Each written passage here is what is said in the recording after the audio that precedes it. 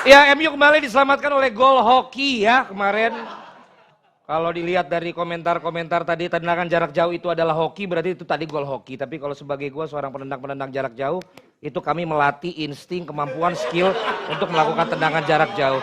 Kami orang-orang yang penendang-penendang jarak jauh, jadi itu memang kita latih sepersekian detik harus buat keputusan, masuk ya udah, enggak di anjing-anjingin ya. Aduh, maksudnya itu kata kiasan ya, bukan berarti ngejek orang. Kita mulai masuk ke pembahasan Manchester United. Saya kasih Koci dulu karena Koci nanti harus pergi ke Old Trafford abis ini. Kandangnya Helmi Yahya kan Old Trafford. Bagaimana hoki ya? Belain Erik ten Hag. Di DPI kalau nggak salah sempat kita bahas atau di salah satu program gue lah. Gue bilang, bahkan gue nggak mau bahas MU Sheffield. Kenapa? Karena ini harusnya menang. Ternyata kesulitan lawan tim paling jelek di IPL. Bukan hanya dari rank, tapi dari permainan Sheffield itu paling nggak banget. Dan ternyata kesulitan. Kesulitan, gol penalti akhirnya menang, tapi dengan susah payah lah. Memang MU ini tidak dalam posisi yang lagi bagus. Maka dari itu gue bilang, MU itu butuh 6, 7, 8 pertandingan ugly win, yang penting menang, sehingga pemain-pemain penting kembali lagi, bisa perlahan percaya diri meningkat untuk menjadikan sinergi lah sebuah tim. Nah ini ugly win kedua, setelah lawan Brentford, McTominay juga cetak 2 gol, dan kemarin ugly win lagi. Tapi memang nggak gampang kalau lu ditimpa dengan begitu banyak masalah, teknis, non teknis, pemain lu yang terutama ada yang salah dengan winger kanannya MU. Masalah semua itu, nggak Anthony lah, nggak Greenwood lah. Itu kan membuat Sancho ekstra beban untuk ke tim Ten Hag. Tapi dengan segala masalah yang dimiliki oleh MU, gue lebih optimis dari fans MU dalam arti gue lebih takut dengan MU daripada Chelsea. Yang untuk gue nggak pernah perhitungkan Chelsea masuk 4 besar atau apa. Walaupun banyak yang nggak setuju, that's fine. Tapi gue lebih ngeri dengan MU karena MU memiliki kualitas pemain yang lebih bagus daripada Arsenal. Pelatih juga lebih bagus. Wow. Sehingga tinggal tunggu waktunya. Ten Hag baru 1 tahun 3 bulan, Arteta udah 4 tahun keempat. Jadi untuk gue sih, gue mending sekarang lihat MU kalah-kalah, sehingga gue ngebully, karena ntar ada waktunya gue dibully sama fans MU. Wow, optimis sekali ya. Lo seoptimis itu. Tapi gini, kan yang dibilang bermasalah kan pemain-pemain kayak Sancho, terus siapa tuh, Anthony. Tapi kan masalah lebih ke kelakuan. Iya kan? Ya. Tapi Maguire justru menunjukkan bahwa dia punya good attitude. Dia mau dibuang ke West Ham. Tapi dia bilang, gue mau berjuang untuk masuk tim. Ini kan leadership yang luar biasa. Ya antara leadership atau udah kepepet. Wow. Lah kan dia ke WSM harus dengan potong gaji kan. Iya. Sementara ada orang yang mungkin secara gengsi nggak mau turun level dari timnya, turun kasta, gajinya juga. Lah tapi gini, misalnya lu kemarin di tempat lu yang lama. Kan lu ada Adiani enak, ada Adiani enak. Kan Adiani masih di sana. Iya, temenan. Ini kan lu. Nah misalnya bos lu tuh udah gak pengen lu. Bukan bos gua. Misalnya bos lu udah gak pengen lu. Iya, mantan bos gua. Ya, lu pergi aja. Gua tuh gak akan gua pakai lu tuh. Lu tuh di sini udah gak ini. Lu mau membuktikan bahwa dia salah dan lu akan berusaha mencari hatinya dia, apa lu akan keluar aja dari situ? Ya tergantung, kalau misalkan opsi yang di luar sana lebih bagus, ya bisa iya. Tapi kan nyata opsi di luar sana nggak lebih bagus. Gajinya turun, secara tim juga kastanya juga turun kan. Nah kenapa lu akhirnya pindah? Lebih bagus semuanya di sana. Oh, karena lebih bagus. Ini ya. bukan soal gua, Len. Ini Ya soal enggak, gua mau bridging abis itu bahwa Maguire tuh ternyata walaupun udah diinjek-injek harga dirinya, udah digituin netizen, tapi dia membuktikan kemarin man of the match loh. Ya karena lawannya, ya karena nggak ada serangan, lawannya tim terjelek di Premier League tadi yang Coach Yasin bilang. Sebelumnya dia juga main lawan Brentford yang menurut gua, Brentford itu juga lagi hancur dibandingkan tahun lalu. Jadi kalau ngomongin dia main bagus apa nggak kebukti karena serangannya, ntar kita lihat ketika dia main lawan misalkan Arsenal, City nih minggu depan, lo bisa melihat apakah Maguire main bagus apa enggak. Itu baru gue akan bisa menilai. UCL juga ada. UCL juga besok kan lawan Copenhagen, nah itu. Tapi gue nggak bisa menilai cuma dari 2-3 pertandingan karena justru Maguire itu terbukti bisa jelek di saat pressure-nya lagi besar. Yaitu di saat lagi big match lagi lawan-lawan tim besar ataupun di saat lagi rentetan hasilnya lagi jelek, itu yang membuat pressure dia jelek. Dan kalau kemarin dari sisi permainan menurut gue nggak ada masalah dari sisi defense MU karena lawan-lawannya Brentford sama Sheffield sudah diprediksi nggak akan semenakutkan itu. Tapi kan problemnya adalah bukan hanya sisi kanan. Rashford yang selama ini menjadi kunci dari tahun lalu orang dipuji-puji, gue pun mengkritik Rashford dari 4 tahun terakhir. Ini pemain individualis, tapi banyak yang nggak percaya sama gue, banyak yang ngebully gue. Rashford menjadi tulang punggung dan lain-lain. Tapi menurut gue ini bukan predator MU, ini bukan orang yang pantas menjadi pencetak gol 2 digit setiap musim ya, 2 digit itu di semua kompetisi ya. Di Liga dia belum pernah tembus 20 gol. Jadi dia bukanlah striker yang dibutuhkan sama MU. Harus ada satu orang lagi yang bisa menjadi berbagi beban untuk mencetak gol. Dan sementara ada sosok Højlund, walaupun kemarin sebenarnya Højlund ada momentum 2 atau 3 momentum harusnya bisa ngegolin, tapi kan itu wajar ya, striker lu dapat 2-3 peluang nggak bisa dinilai dia sejelek itu. Tapi kan peluangnya nggak banyak. Jadi lu nggak puas sama Maguire tetap belum terbukti. Terus sama Rashford juga dia bukan tulang punggung. Bukan, Bruno pun juga jelek Lu mainnya. sebagai MU fans juga. Yang walaupun lu nggak ngikutin ya. Cuman manfaatin engagement doang kan lu kan. Kalau gue ngelihat Maguire kemarin, Ya sih ngeliatin lu kayak enak banget, kayak lu so tahu banget. nggak gini, nggak jelek Enggak, banget. bentar lu jelasin dulu, nonton nggak? Gue nonton. Nonton full? Nonton. Atau highlights? Kebetulan gue lagi jet lag, jadi gue melek. Jadi lu full nonton? Nonton. Oke. Nonton. Jadi gue ngelihat Sambil Maguire enak-enak kemarin. Sambil enak-enak nonton. Silakan.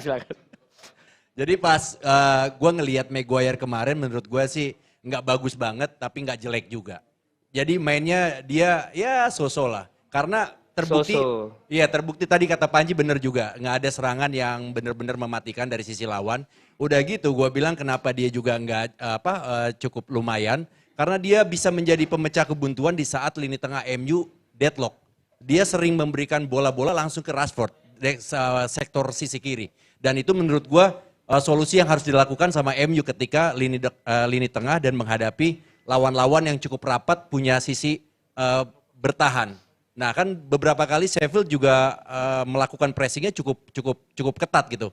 Terbukti pas golnya Dalot, konsentrasinya Sheffield udah mulai buyar. Second line-nya jadi bolong. By the way teman-teman Langsung kalau ada shooting. yang juga nggak sependapat boleh langsung Kok Anda potong saya? dipatahkan ya.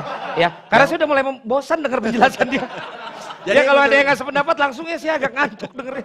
Jadi menurut gue Maguire rata-rata aja lah. Rashford Kalau Rashford ya beberapa match atau di musim ini ya oportunis dan juga maruknya udah kebangetan sih. Gitu aja. Tapi untuk Højlund ini gue yakin musim ini dia bisa lebih dari 15 gol. wah. Gue yakin. Berlebihan nggak dia nih?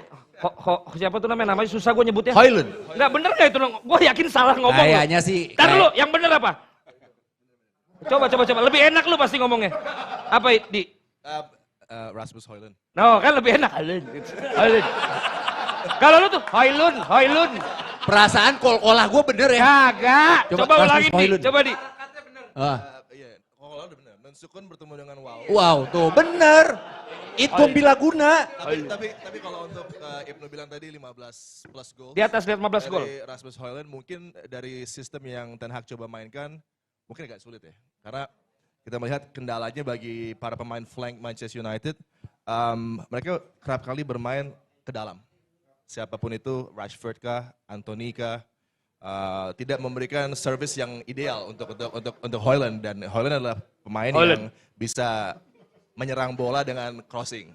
Ini belum bisa dengan lancar. Dan kemarin juga yang cukup aneh mungkin Ten Hag memposisikan Lindelof di posisi yang seharusnya menurut gua Dalot yang bermain di sana, karena ketika Lindelof coba koneksi dengan pemain lainnya ini tidak selancar, tidak secair seperti misalnya Dalot yang akan bergerak di sana. Jadi mungkin ini kesalahan sendiri dari Ten Hag di awal pertandingan yang coba dia figure out juga situasinya dengan menampilkan McTominay yang lebih progresif. Juga ini kendala bagi balance lapangan tengah Manchester United ketika Amrabat kerap kali dalam keadaan yang tidak nyaman dengan bertarung sendiri di tengah, dan dia juga suka connect ke pertahanan untuk bisa build up sebagai playmaker dari Manchester United dari zona pertahanan, tapi flow-nya masih belum nyaman ya. Ini yang masih Jadi lu nggak yakin 15 gol ya?